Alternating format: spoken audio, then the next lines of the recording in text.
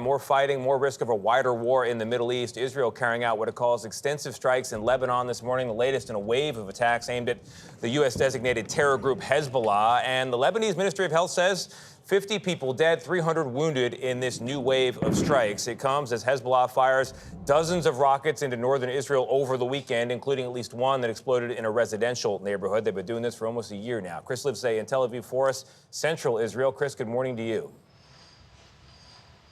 Good morning, Tony. Military officials here say the Israeli Air Force has struck more than 300 Hezbollah targets in Lebanon this morning. President Biden says, quote, "We're going to do everything we can to keep a wider war from breaking out."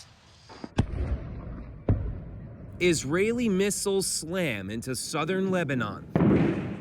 The early morning silence shattered as Israel targets Hezbollah weapons, hidden, it says, sometimes inside residential buildings. We advise civilians from Lebanese villages located in and next to buildings and areas used by Hezbollah for military purpose to immediately move out of harm's way for their own safety. The onslaught comes after a week of strategic blows to Hezbollah, from exploding pagers and walkie-talkies to a strike in southern Beirut that killed a top commander of the U.S.-designated terror group that's been lobbing rockets into Israel for nearly a year.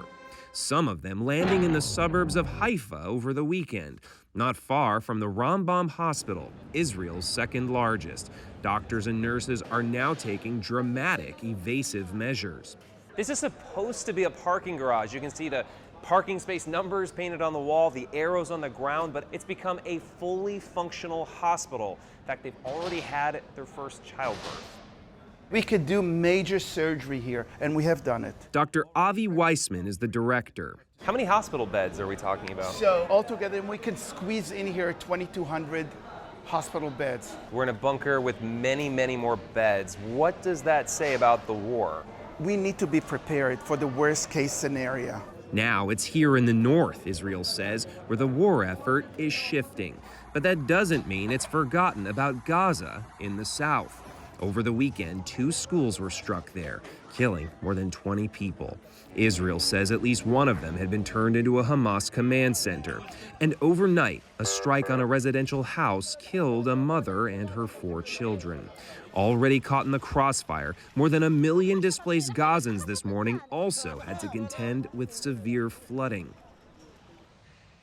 Israeli Prime Minister Benjamin Netanyahu says he's now weighing plans to lay siege to Hamas's remaining forces in northern Gaza. But the main focus here has clearly swung towards Israel's much bigger and better armed enemy, Hezbollah in Lebanon, where airstrikes are ongoing.